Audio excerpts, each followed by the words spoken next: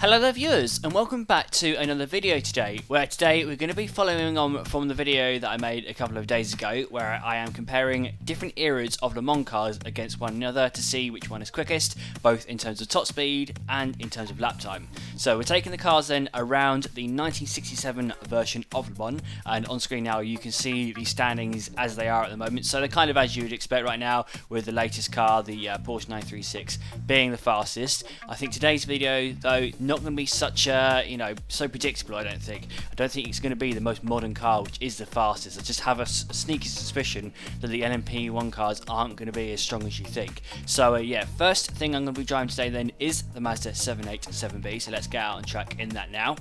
Okay, so here we are then in the iconic Mazda 787B from the Group C era, probably the most iconic era of them all at Le Mans. It was, yeah, I think when Le Mans was at its peak as Group C era, lasted from the early 1980s to the early 1990s, and this I would say is my favourite car of them all. So going through the Dunlop curve here then at the start of this hot lap, and I'm heading underneath the Dunlop bridge on the way down to the SA. Hard on the brakes, down to second gear, feed into SA, and right. I have had to take quite a lot of rear wing off this car, and well, you can see the effect that that's had. I just had a massive snap of oversteer through the SA, massive snap of oversteer as well. If we touch trees, yeah, this car, it's a bit of a handful with the rear wing taken off. Reason why I've taken so much rear wing off is for this Mulson straight here, and for the section afterwards. It's for the the straight line speed down here. But yeah, it has had quite an effect on the handling of the car. It is nigh impossible to keep control of through the gorge. You have to be incredibly gentle indeed. But heading down the Mulson straight here, doing 200 miles per hour right now, so we are nowhere near the top speed of the car that we took around at the end of the last video, which is the Porsche 936. We did 235 miles per hour down here in that car, and here we're only doing 205. Now earlier in testing I took all the rear wing off completely of this car, like I took the rear wing off completely, and I only did 250. So it's not that fast, this 787B, not compared to the 936 anyway. This car, however, it's got brakes, it's got downforce, it's got all those kind of things, so it will make up some time at least in the 936 through the corners. So slamming on the brakes here then for Mulsanne. Get it slowed down just about in time. Probably should have given it a little more brakes there, but didn't want to lock up. Went a little bit deeper than into Mulsanne. Getting the power down once more. So this car then, it's very famous for having a rotary engine, which means it's completely different to a normal engine. It doesn't work the same until it hasn't got cylinders, it's got rotors instead. So it's a 4-rotor, 2.6 litre engine. It's all a bit weird, but it was incredibly reliable. So this car, it wasn't the quickest car of its era. It wasn't the quickest Group C car by far. Oh, Jesus, this car is so skittish, but it was so reliable. You could just drive the thing flat out for the whole of the 24 hours of Le Mans. So whilst everyone else was broken down, this thing just carried going around full pelt.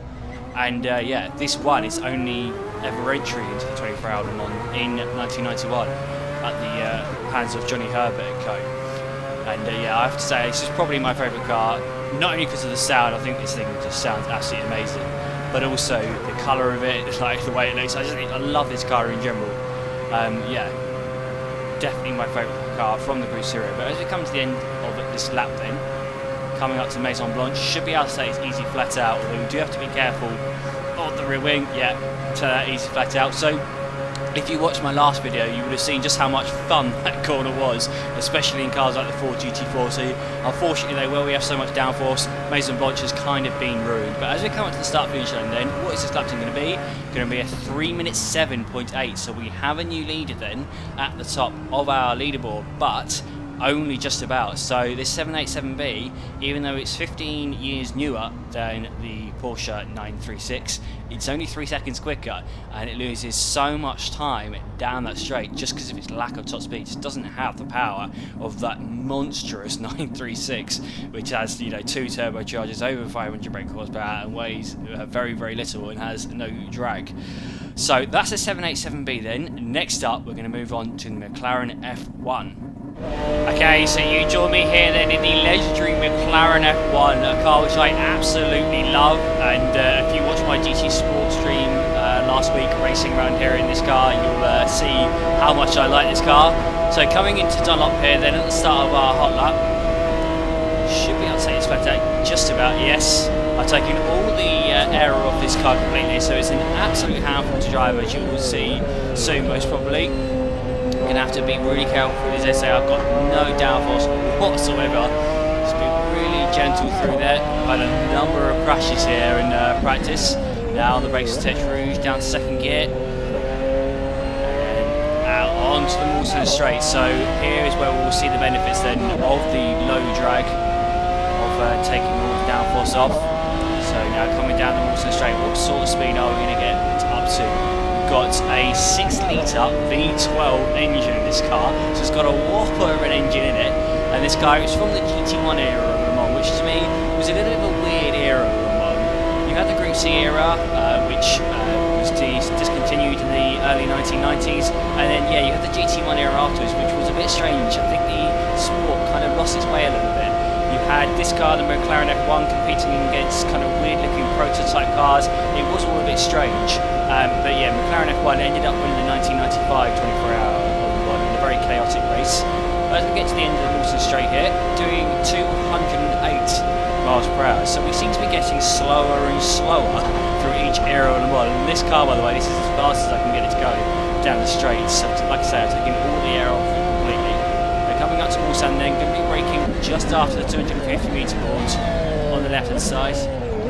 Get it slowed down to the incredibly tight right hander of Mawson. Give it a little bit too much power there out of Mawson. So making our way up to Indianapolis now. Though this car, it's like I say, it is quite a handful. I have yet to make it through this corner without crashing, so hopefully we'll get through it this time. Going to tip my way through the first right hander, and then on the brakes for the left. Finally, I've managed to make my way through it. You may have seen some of the time marks on the road from the crashes that I've had in practice. Like I say, this car is very, very light through the corners. Now through our nudge, get the power down. So clip the sand there on exit. Now heading away out to Maison Blanche. Now Maison Blanche is incredibly sketchy in this, incredibly sketchy indeed. You're going to be very, very careful through there. Now this car, I think one of the reasons why I like it so much is the driving position. So this central driving position is pretty much unique to this car, and yeah, I absolutely love it. It feels like driving a go-kart. It just feels right having the steering wheel in the centre of the car. I wish every race car was like this, but coming into Maison Blanche then, and then lift off slightly, tip it in, we'll clip the grass and exit, just about make it through. There's some time marks just back there from the crashes I've had in practice, but coming up to the start-finish line then, doesn't look like this is going to be a particularly good lap time. So coming across the line then, this lap time is going to be a 3-minute 14.3. So, yes, I admit that wasn't the best of laps going, but this car, it's not all that quick. The GT1 cars, they were possibly slower than the Group C cars. No quicker down the straights, doesn't feel any quicker through the corners either. And yeah, 3-minute 14 with a top speed of 208 miles an hour, not great. So next up then, we're going to be driving the BMW V12 LMR. So this car, this is iconic to me from Gran Turismo 4. I remember this car as well as the Audi from the early 2000s and the Bentley Speed 8. Very much sticks in my mind growing up, yeah, seeing these cars, always wanted to drive them and could never afford them in Gran Turismo 4. So we're going to have a go in the BMW now. Making our way now up to the start finish line to begin this hot lap here in the BMW V12. Now this car shares the exact same engine as the McLaren F1 which we were just in. It's got the same 6-litre V12 engine in it, but heading into Dunlop now, should be able to take this easy flat out. Yes, we can. This car has a lot of downforce, a lot more than the McLaren F1 did. Now slamming on the brakes for the S8, down to third gear, feed it through. Got to be careful through here. You can see some time marks there from a crash which had a couple of laps to go. Feeding it through and then getting on the power down to touch rouge. You can brake really late in this car, a lot later than you could in the F1. It's just, yeah, got a lot more grip, a lot better brakes, a lot better in general. Now coming onto the Mawson straight, so I've had to put some ribbing on this car like with the McLaren F1 to make it drivable. So it has hampered the top speed slightly. Going down the Mawson with no ribbing at all, it was doing 220 this car, so a good 5 miles an hour quicker than the F1 was without any ribbing. What are we going to be able to do now? I have put some ribbing on it, doing 205 already. Now surpassing the F1's top speed of 208. Still climbing now, 210 miles per hour. This car, you can see, is a lot, more slippery from the air, got a lot less drag. So a lot more aerodynamically shaped. So we're doing 213 miles per hour now, so it's 5 miles an hour quicker than the F1. Still nothing compared to the Porsche 936 that we drove from 1977. But yeah, quick nonetheless. So as we head down to Mulsanne, can brake really late in this car. Going to be braking just after the 200 metre boards. So there it is, on the brakes. Down to second gear, feed it into Mulsanne, and then get the power down nice and gently. Took that quite well, I think. So heading up to Indianapolis then, going to be braking just after the 100 boards, and feeding in fourth gear. Very careful through that. Now I'm back on the brakes for this very difficult left-hander. Just taking it nice and gently through there. Very, very easy to crash. Now down to second for our Narge. Oh, took a bit of the grass on the inside. Finally now we've got Maison Blanche this corner. Very, very sketchy indeed with this car. Going to try and take it flat out. Ooh, taking a bit of ground through here as well.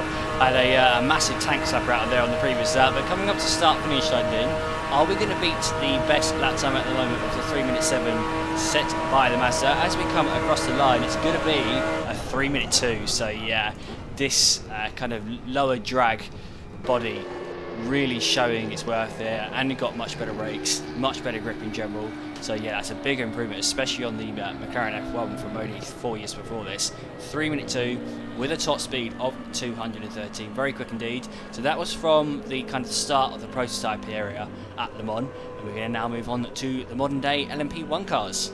So last but not least then, you join me here in the Porsche 919 Hybrid, the modern day LMP1 car, this specific car being the car from 2016. So it should be quite interesting to see how the modern day Le Mans car stacks up against previous cars, both in terms of top speed and in terms of lap times. So then making our way up to the start finish, and then to start our hull up here in the Porsche 919 Hybrid. Coming up to Dunlop, should be able to take this easy flat out. This car, even with all the downforce taken off, which is what I've done with it here, it's still really easy to drive, still really nice to stay with. I really do like driving these LMP1 cars, nice and easy to drive. Now I'm going to slam on the brakes for the S8, recharge the battery somewhat, and carry a lot of speed through here, a lot more speed than I've been carrying through there in all the other cars. This has got a lot of grip, this LMP1 car. Now on the brakes to Tetridge, dip it in second gear, and then on the power out Mulsanne, give it some hybrid boost as well. So with this car on the steering wheel, you've got that blue bar and you've got the yellow bar. So the blue bar is the current state of charge of the battery, and the yellow bar is how much deployment you used over the period of the lap. So you can only deploy a certain amount of energy over the course of a lap. Now this car, it's topping out at about 205 miles per hour here, but I'm going to insert a clip here of me in practice, so you can see now doing 236 miles per hour in practice. That was with some longer gear ratios, and that was with me dumping the battery all at once, so just giving it all the hybrid possible down the Mulsanne straight, just trying to get to the highest speed possible. So you can see the hybrid makes a huge difference in this car. It makes what, a 30 mile per hour difference in the top speed. Makes, yeah, a really, really big impact. So yeah, I'm going to record the car's top speed as 236 to be fair to it. Only reason why I'm not giving it a whole load of hybrid right now is because that's not the best thing to do over the course of the lap. It's all good and well giving it a load of hybrid down this straight, but you will then have no hybrid for the rest of the lap. So you'll be screwed throughout the rest of the lap. So slam on the brakes from Mulsanne then. And now I'm going to give it a load more hybrid out of there, so I can carry this speed up to Indianapolis. See, I've already used 2/3 of my allowance over this lap for hybrid usage, so that's why you've got to be really conservative. These cars, these LMP1 cars, you weren't allowed to use a massive amount of hybrid deployment over the course of the lap. They very much were limited. So now coming up to Indianapolis, you can only need to dab the brakes for the first part, then hard on the brakes for the left-hander, and carry the speed through there. And now up to our Narge. Back on the brakes all the way down to first gear. Oh, took a bit of curve through there. Got a bit greedy then and bottomed out over the grass. Now our Narge deploying what's left of the hybrid boost, so I can then carry the speed all the way up to the start finish line. It's easy flat out now for the rest of the lap. And now as we come up to the start finish line, what kind of lap time is this going to be? Start line just coming up now. It's going to be a 2 minute 54.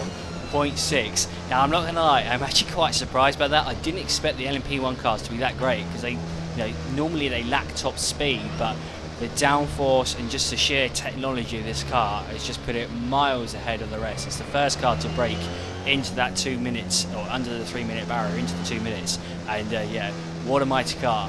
I'm not going to end the video here though, because what I'm going to do now is I'm going to have a go in this car, but the Evo version.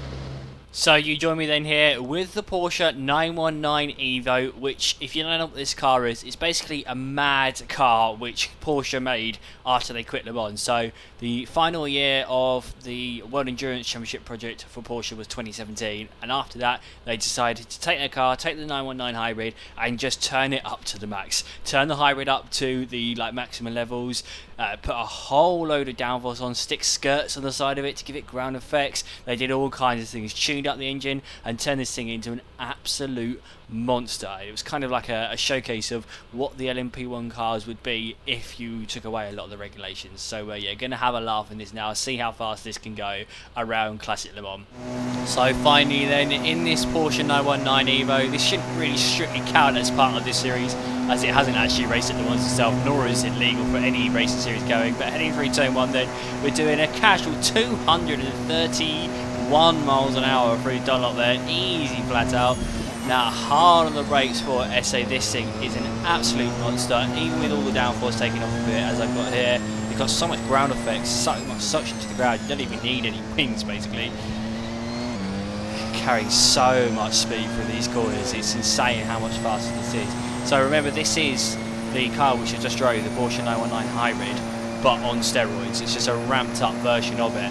It's Porsche gone mad.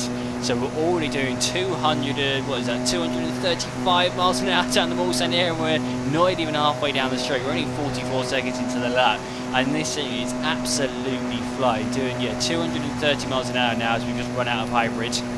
So now we're just using the 500 brake horsepower V4 2-litre engine with the 2 turbochargers and the MGU-H, which is making electricity out of the exhaust gases. And now as we reach Mulsanne, can brake so late in this car considering how fast you're going.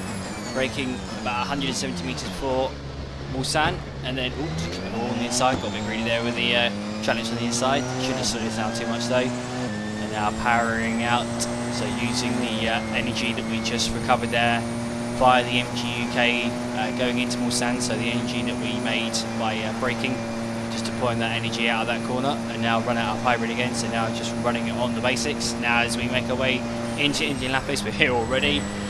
Slight bit of the brakes for the right-hander, then hard on the brakes for the left-hander. Now going up to our Arnage, can't even keep up with myself here. On the brakes for our Arnage, chuck it in. Oh, got a bit greedy there with the track limits again. But now coming out of Arnage, we are absolutely flying here. This car is such a monster. It's about as quick as an F1 car. I know when they took this car around Spa, it was setting similar lap times to the modern day F1 cars. The thing is just, crazy. Now coming up to Maison Blanche, we're already near enough at the end of the lap. This is of course easily flat out. That isn't even a thought lifting off with that corner. I can take that flat out with my eyes shut, but coming up to the line then, this lap time is going to be absolutely nuts. What is it going to be? It's going to be a 2 minute 38.4. That is so quick. What, 16 seconds quicker than its kind of legal counterpart, the normal 919 hybrid. This thing, what a monster this is. So quick. I absolutely love it. I wish this thing would be allowed, because it's a perfectly safe car. It's no quicker than an F1 car, so it is safe. But I guess Le Mans, the people who run WEC, just don't want the cars to be this quick. But anyway, guys, I hope you did enjoy watching that video and watching the two-part series. I thought it was really interesting seeing kind of which era of Le Mans cars were the quickest. What I was surprised by is how slow the 1990s cars were, to be honest. I thought they would be quicker. The the 1976 Porsche 936 was pretty much as fast as them.